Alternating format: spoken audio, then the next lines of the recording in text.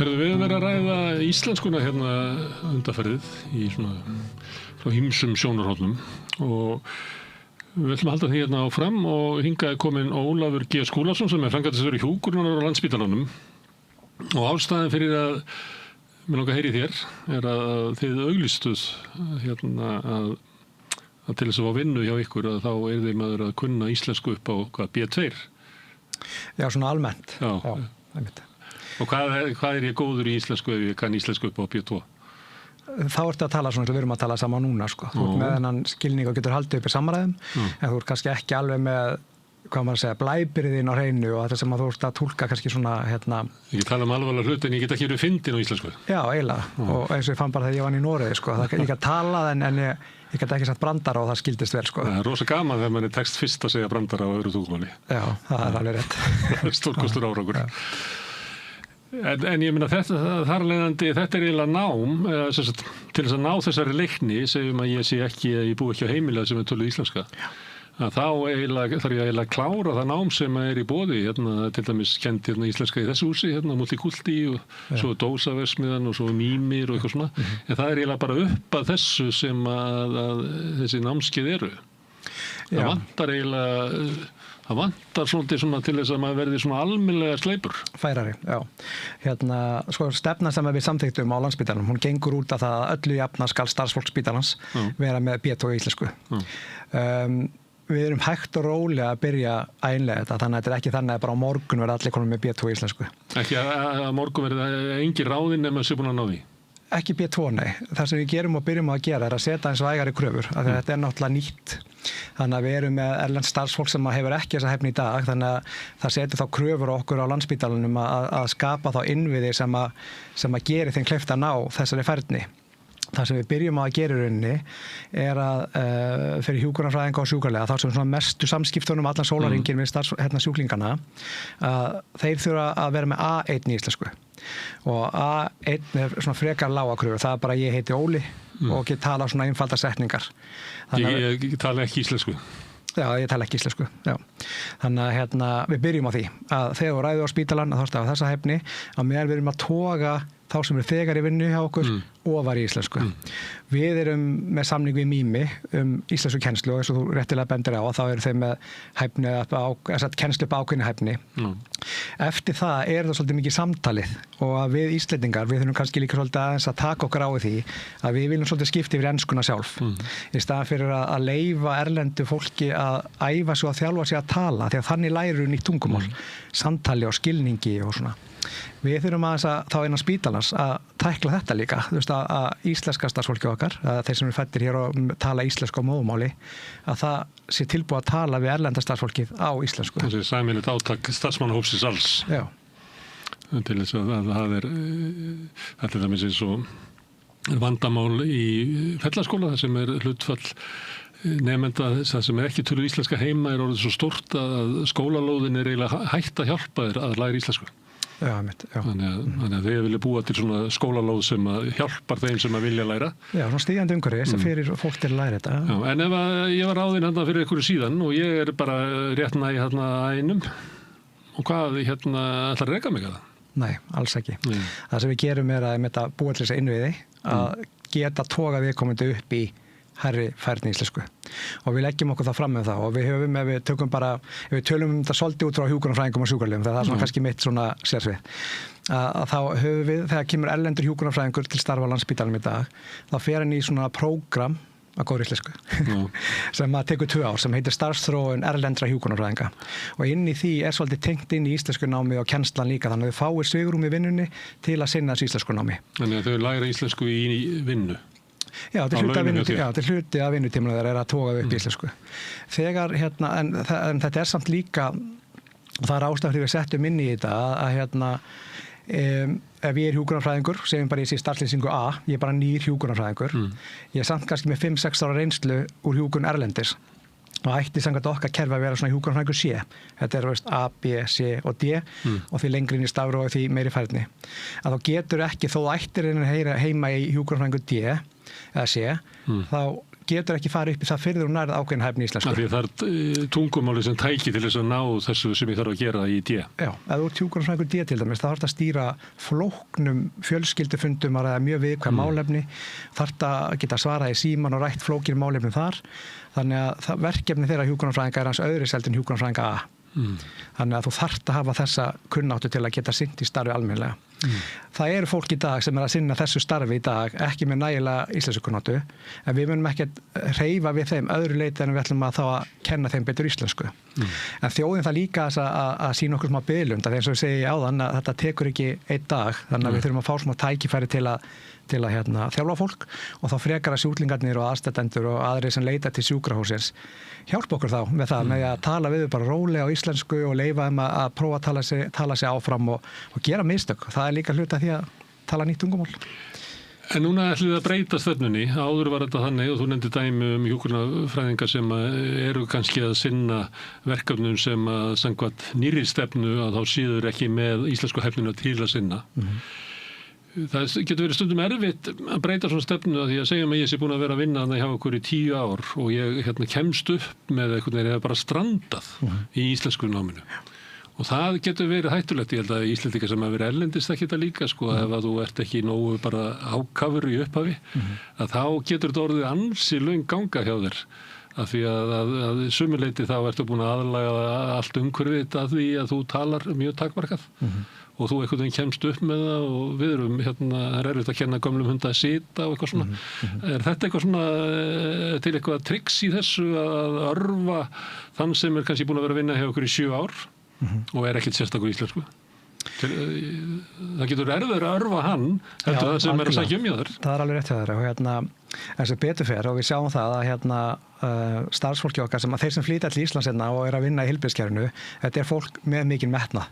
Það vil gera vel, það vil vinna vinnuna sinna vel og það er mikill auður af þessu fólki þegar að koma reynslu utanfrá sem að við höfum kannski ekki hér og þannig að við lærum líka mjög mikið af þeim og Þannig að dæmi sem ég var að taka, þetta er ekki svo margir sem eru með þetta hugarfar sem ég var að lýsa. Nei, ég hef ekki lent í því, sko. Þetta er ekki vandamál. Nei, og þú sér, núna eru Pólverjar og Filippseyingar stæðst í hlutin hjá okkur og þau eru flest bara mjög dugleg að læra íslensku og reyna sitt besta, sko. Ég ætla að segja reyna sögu að ég var gæslumar á Kleppi í Kanada þegar ungur maður og þá kom til starfa í Skoti sem var geðhjúkrunarfræðingur og byrjaði að vinna sem gæslumaður, en hann var geðhjúkrunarfræðingur.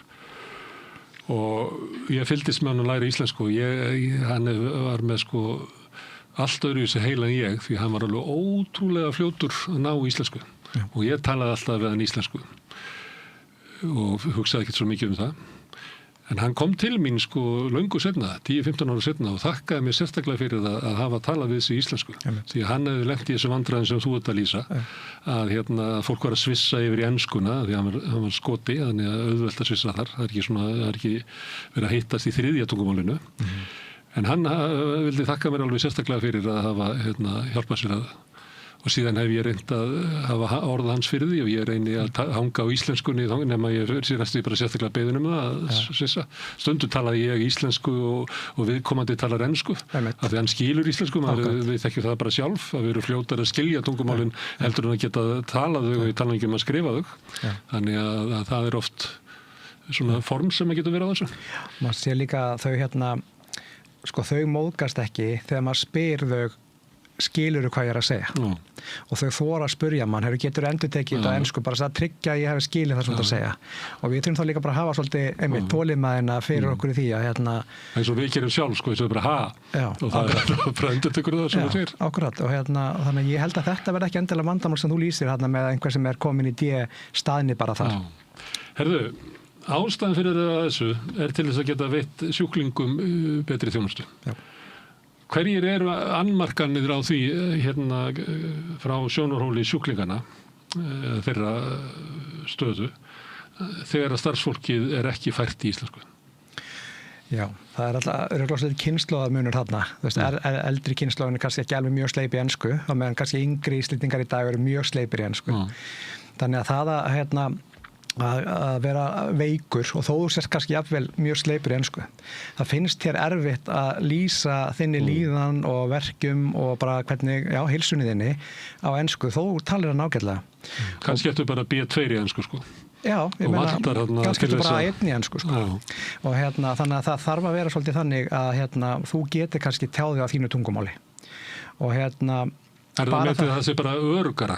Ef þú ert með sjúkling, þá er betra að tala við hann á hans tungumáli. Já, en við þurfum líka að hafa í huga að við ætlum með fullt af ferðamönnum, þannig að við þurfum líka að vera góð í ensku, það erum ekki glemma því. En tökum bara 1 dæmi eða 2 dæmi hér. Að lýsa því að ég sé með náladofa á ensku. Það er ekki allir með þann orðaforða á hreinu, bara hvernig lýsi ég náladofa. Og ég er kannski góður í ensku, en ég er bara veikur í krítiskum aðstæðum og ég er bara stressaður og ég bara missa einhvern veginn þennan hæfileika. Þannig ég verð ekki að tjáð mig á tungumálum sem ég kann. Annað er sum einkenni sumra sjúkdóma, ef við segjum bara heilablóðfalls. Það getur verið að tala samhengislaust. Þannig eins og núna held ég að ég sé að tala við þig eins og ég er að tala við þig núna, en ég er að segja bíll, ljós, stóll, lampi. Þú veist, og þú horfir bara á mig býtu. Og hlutverk hjúkrunarfræðinganna og sjúkraliðanna er að vera með þetta eftirlit með sjúklingun sem er inn á sjúkrahúsinu. Þannig að þau þurfa að vita, ok, hann er að tala samhengislaust. Þannig að hér getur verið eitthvað annað í gangi heldur en ég held. Þannig að þetta er mikið öryggisatriði, bara 100%. En þegar það er svona tungumála erfiðleika, þá í einhverju tilfellum getur það valdið svona erfiðleikum í sjálfum sér. Sjúklingur verður pirraður. Er það ekki dæmi um það? Stundum heyrir maður að kannski frekar í hjúkrunarheimilum og svona segir maður svona sögur af því. En þið er náttúrulega, það er að vera frekt út og frá flæðisvandanum að þið eru eiginlega að einhver leyti hjúkrunarheimili líka. Þið eru með mikið öldruðu fólki sem að þið geta ekki útskrifað. Ég meina 75% af viðskeiðurinn Landspítalans eru eldri borgarar sem betur fer, þannig vilju hafa sjúkrahúsin. Þau þurfum meira á þjónustu að halda þá. En jú, auðvitað höfum við lent í því að fólk er ekki ánægt með þetta og vil geta tala íslensku og við hefum það bara stundum þetta á ég við það því að það er álag að vera á sjúkradild. Það er bara mikið álag. Og við höfum alveg svissað til, sko. Men ef einhver sjúklingur talar illa ensku, þá finnum við annan hjúkrunarfræðing. Þannig að við erum inn í það eftir fremstamegni. En flestir, bara langflestir, eru tilbúin að hjálpa þeim að læra. Og eitt af því sem gerðum núna var að búa til svona spjöld sem að þau hengja á sig sem stendur og ég er að læra íslensku. Bara þannig að fólk viti, ok, hann er kannski ekki alveg fullfær í íslensku, þannig ég ætla aðeins að gefa honum smá mildi og hjálpa honum og þora þá að spyrja og segja, skilur þú hvað ég er að segja. Við ræddum þetta daginn og fólki fannst að sniðut að taka þetta upp líka bara í bakaríum og veitingastöðum. Þetta spjald, að ég er að læra íslensku. Að það verði allt öðruvísi og svona léttar í samskipti ef það er einhver pirringur. Ég er ekki að segja, maður veit ekki mikið af honum, maður ekki séðan pirringin en það er oftur að vitna til hans. Hvað er stór hluti af þeim starfsmönnum sem eru í svona návíi við sjúklingana sem eru ekki með íslensku sem móðumál? Og ég er kannski ekki alveg með þær tölur á hreinu en 11% hjúkrunarfræðingar með erlend ríkisfang og það er svolítið þannig að þegar komið íslensk ríkisfang þá dettur úr þessum hópi og yfir í almenna starfsmenn. Þannig að við vitum þetta 11% hjúkrunarfræðingar eru erlendir. Þannig að það gæti verið þá kannski 15-16% sem eru af erlendum uppruna. Já, þetta eru bara hjúkrunarfræðingarnir. Svo er það sjúkraliðarnir og svo þetta er fullt af öðru starfsfólki á spítalanum sem eru erlendu bergi broti. Margir sinni í eldhúsinu hjá okkur, margir starfsmenn á Landakoti til dæmis eru erlendir og þannig að þetta er alveg vinnuafl sem við reiðum okkur á. Hvaðan kemur þetta fólk? Hérna og þann. Það eru mjög mörg þjóðabrot inn á Landspítali við minnir og taki tölunum með fyrirvara, sé eitthvað 70. Þannig að langflestir eru frá Pólandi og Filippseyjum en bara allstaðar á heiminum. Og er það þá þannig eins og stundum er að það er einhver frá Filippseyjum sem vinnur sem sjúkraliði á Landspítalanum og þá koma fleiri þaðan. Það er nú oft bara þekkt í svona innflytjenda sögu að einhver svona riðu brautina, skemmtilegsta dæmi sem er oft tekið að ef einhver er að selja rósir á veitingastöðum þá er það mjög líklega Tamili að þeir eiga þann á inngöngu inn á markaðin. Þannig að þið þekkið það alveg. Gætu þið manna spítalan án þess að vera með fólk sem ekki kann íslensku fullkomlega? Ef þau væri bara með kröfu að allir eru að tala hér góð íslensku, gætu þið manna spítalan? Já, sko, í dag, nei. Þú veist, en ef við erum komið með þessar reglur og búin að ná þessum innviðum til að kenna íslensku, þá já. Og það er skortur að þessu hjúkrunarfræðingum og sjúkraliðum allan heim. Skiptir engu máli hvað þú stígur niður. Hvergi færðu vinnu og talar ekki tungumáli. Þú veist, það er bara þannig. Og þegar ég vann í Noregi 2010, þá þurfti ég að hafa B2 í norsku, sko. Og við erum þá síðustu til þess að gera þetta. Og kannski er þetta sem þið eru að gera þarna dæmi hvað Íslendingar eru eiginlega kærulausir hvað sínu tungumáli, miklu kærulausir heldur en annað þjóður. Sem kemur meðal annars fram í því að þeir að vera að mæla tungumálakunnáttu og innflytja þetta hér, að þá eru við svo neðarlega í samanburðinu við önnur OECD-lönd að það er eiginlega unbelievable, svo ég slett nú. Ég get kannski lítið fullir það, en það sem er kannski breytt hjá okkur er að það var áður, bara ég minni að sé svona cirka ár síðan, að var breytt reglugerð veitingu starfslega fyrir heilbrigðisstarfsfólk og þá þurftur að sýna fram á ákveðna tungumálakunnáttu. Það var fellt úr reglugerð og þá er það komið núna á stofnanir í rauninni að tryggja það að starfsfólki hafi þá hæfni sem það þarf til að sinna starfinu. Og þá er þetta kemur inn á spítalan og við þurfum að býta núna verðum við einhvern veginn að finna út úr hvernig ætlum við að gera þetta og þess vegna setjum við þessa stefnu. En það stendur líka þessari stefnu, það er íslenska tungumál Landspítalans, en hafur ekki hæfni í íslensku, það verður að hafa allan að B2 í ensku.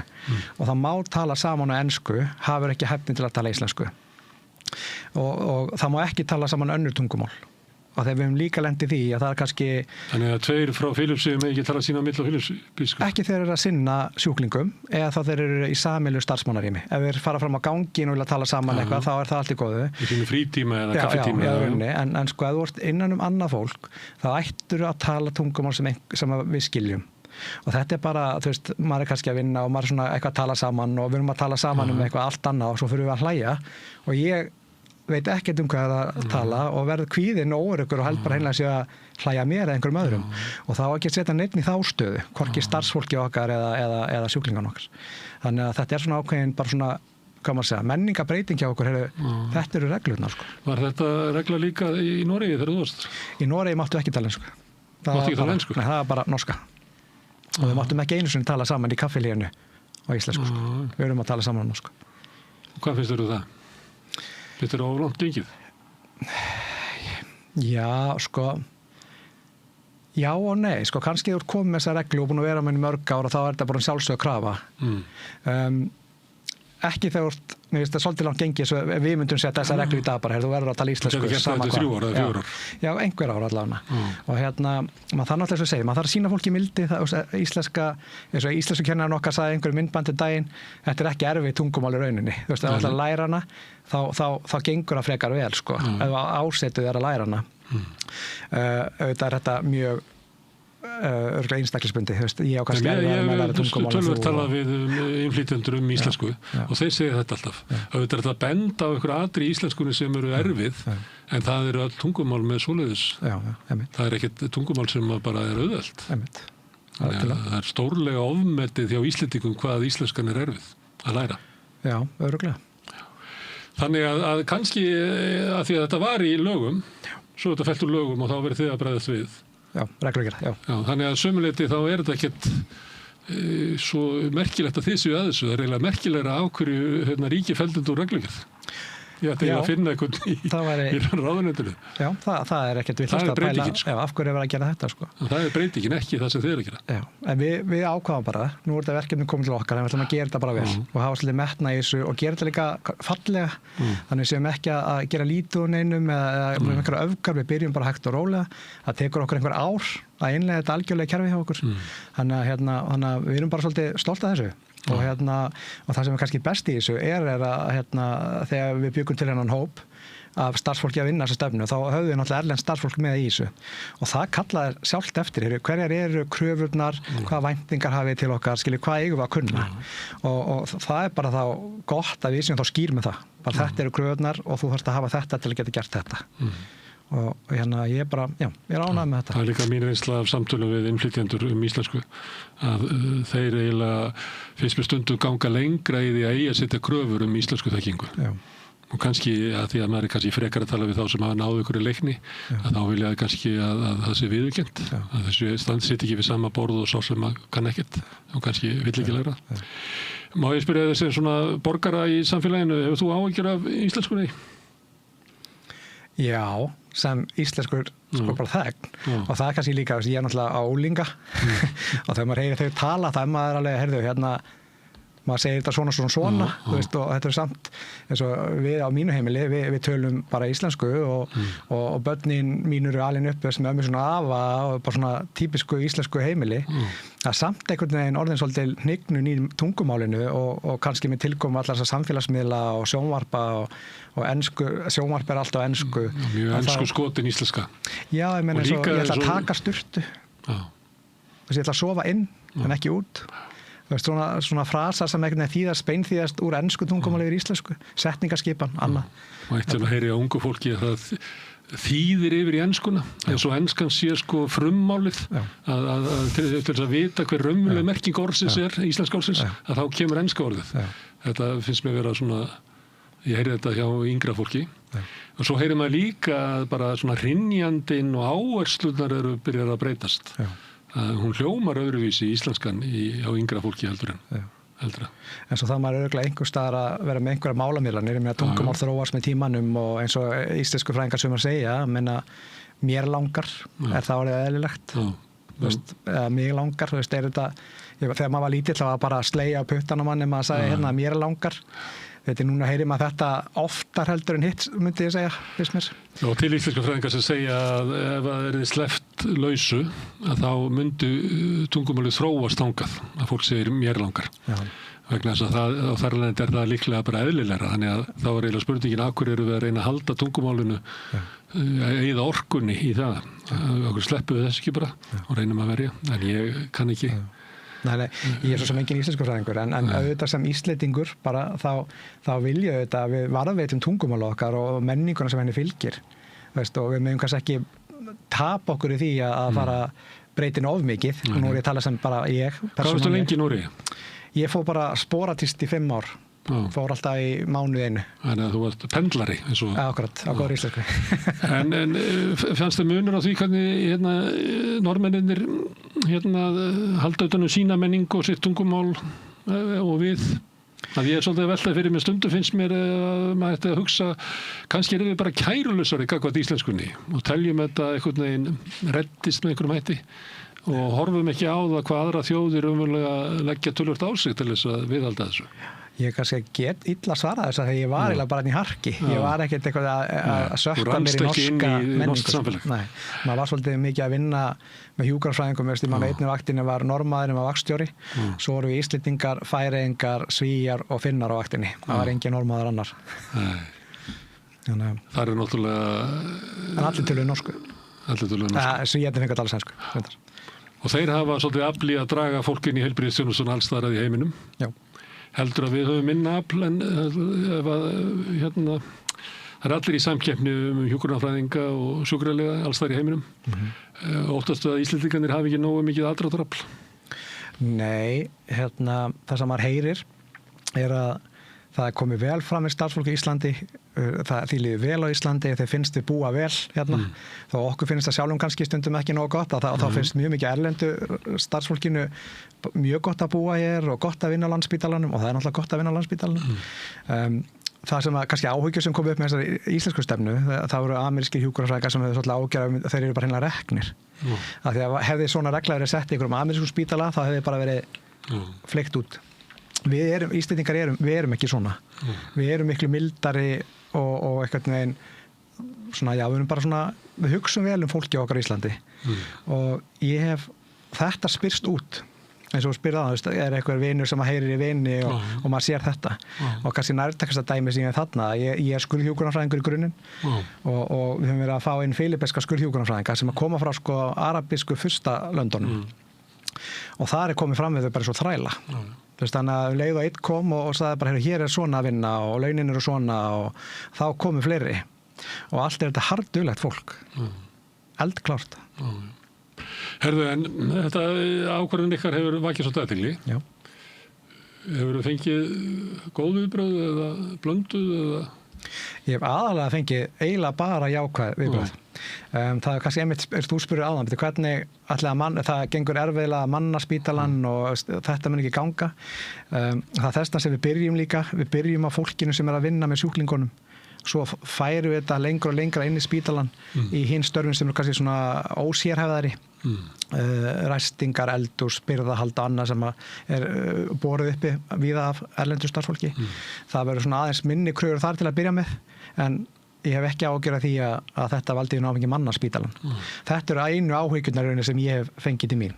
Ef fólk af öðrum stofnunum eða fyrirtækjum haft sambandi við þig og spyrja, þú veist, hvernig ætlið þið að gera þetta með vangaveltum hvort þau geti gert það sama? Já, eiginlega flestar. Fyrirspurnir eru þannig. Það er ekki almenningur sem er að hringja í þig.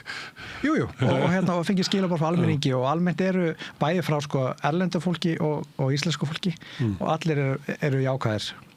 Ég fekk eitt símtal frá einu sem var neikvæður en ég náði að snúa viðkomandi í símtalinu. Þannig ég hef ekki ágjörð að fara illa í samfélagi eða eitthvað slíkt. Alls ekki. Herðu, Ólafur, gaman að fá þig að tala þetta. Þetta við höfum verið að skoða íslenskunum sérstaklega svona undanfarið og þetta er náttúrulega mikilvægur þáttur í því og það kemur mjög oft til tals. Það er ábyrgð fyrirtækjaeigenda eða þeir sem að ráða fólki vinnu hvaða tungumál starfsfólki talar. Og þeir eru með aðgerðir í því. Kærar þakkir. Takk fyrir. En við ætlum að halda hér áfram við Rauða borðið, við erum alltaf að skilja þetta samfélag. Næsti kafli eftir augnablik. Samlokubrauð, maltbrauð, tékkneskt-brauð, súrdeigsbrauð, brauð ársins, Bernhöfts bakari, íslenskt handverk síðan 1834.